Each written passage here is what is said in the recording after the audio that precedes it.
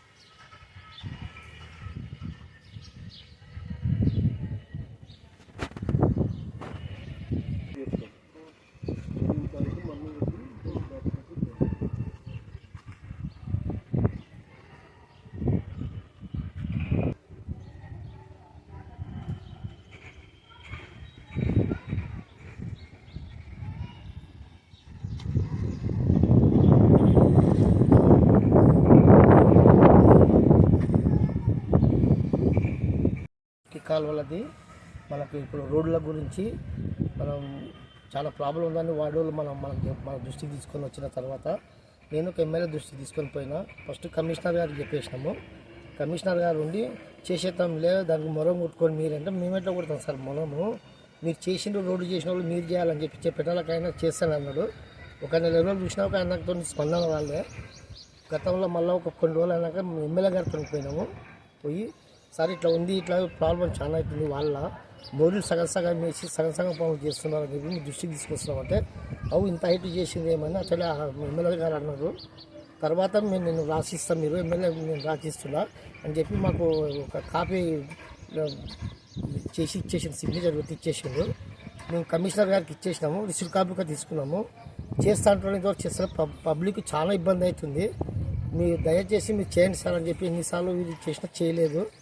మేము పబ్లిక్ వచ్చి మనకన్నా ఇట్లా అవుతుంది, వర్షాకాలం వస్తుంది, చాలా ఇబ్బంది అవుతుంది, నీళ్ళు పడుతున్నామని అన్నారు.